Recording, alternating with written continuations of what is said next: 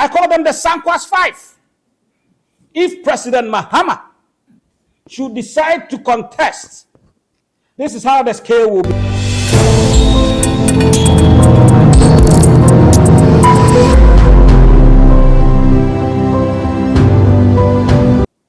You see, this man has been vilified.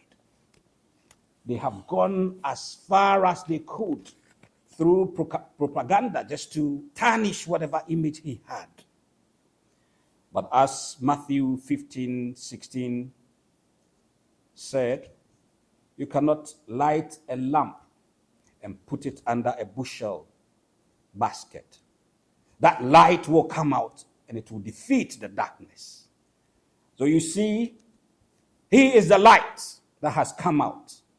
Look at the love that the people have for him.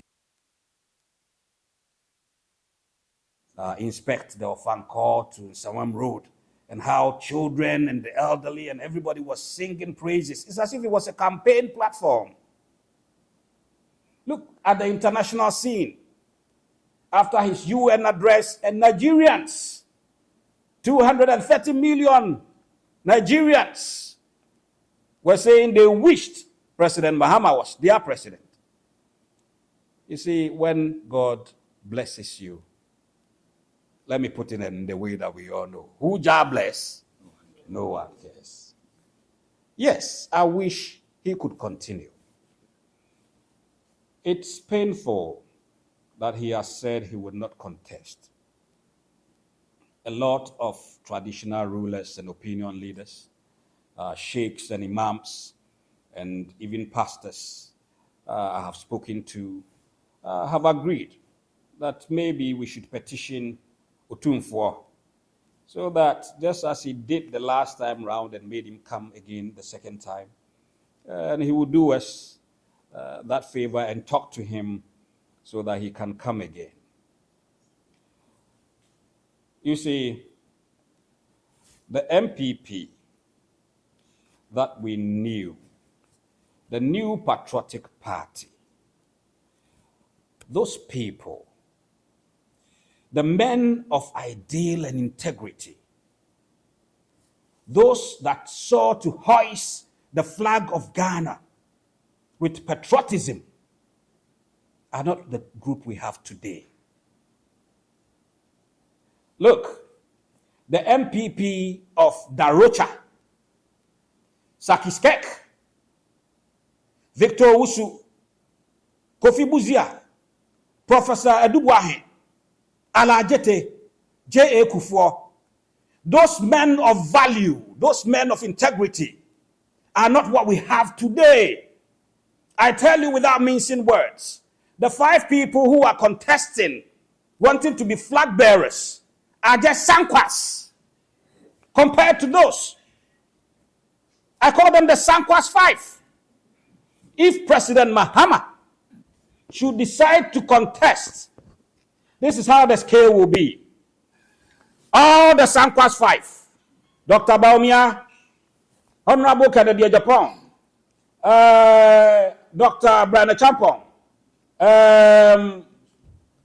Edichum, Honorable Kwabneji, all 5 of them should not even go and choose one. It should be all 5 of them on one ballot paper against President Mahama. And this is how the scale will be. All of them there, and then Mahama here. You see, let me take it one by one so it makes more sense. Dr. Baumia, he came, he made all the noises possible. He claimed he was the economic messiah. He gave lectures after lectures, told us how he had worked at Bank of Ghana and other international organizations. And then when he got given the chance, what happened? Inflation, unemployment, debt stock, balance of payments, import bill, foreign reserve, they were all facing the wrong side.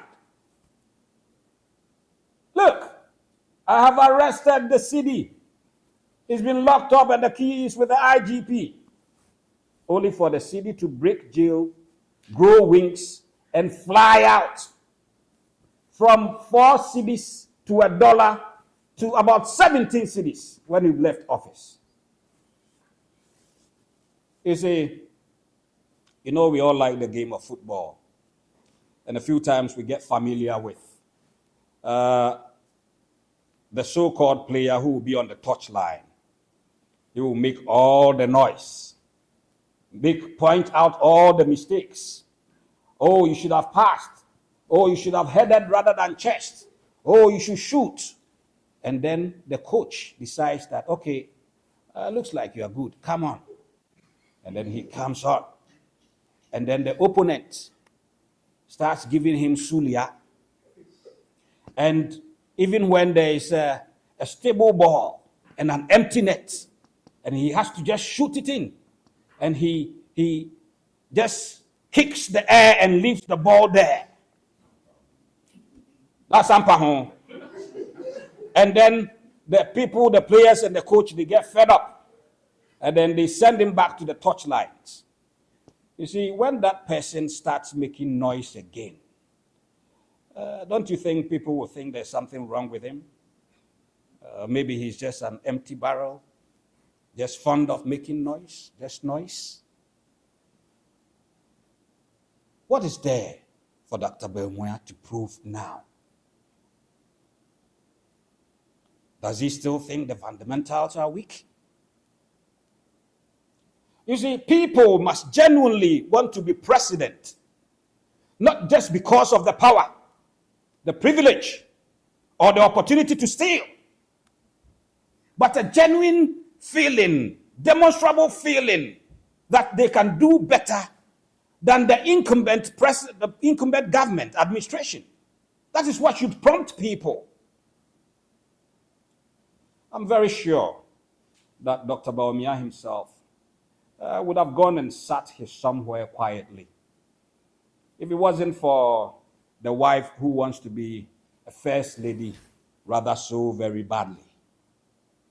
I think the wife's ambition overshadows his own. As a matter of fact, if Dr. Bawumia becomes president, he will be the third person in control. I think so. I think the first person in charge of the actual country will be President Akufo-Addo and his Gabi Otridaku and co. They will actually be in charge. And then the second person will be, of course, his wife, who will be who are ready to step into the floodlight, take the baton and run with it. Under accountability, good governance, selflessness, and love for Mother Ghana. Look, let me mention Dr. Atuforsen. The young man has a good head on his shoulders. Determined. Wherever you put him, he will work. You see, when fate dealt us the red card, and he became both our goalkeeper and our top striker, nobody thought he could handle that. But he has done incredibly. Look at what he has done to the economy. 2 crucial, critical ministries under one person. One young shoulder. And he's performed so very well. We have the man. Look at our chief of staff. The best chief of staff we have had in Ghana, if you ask me.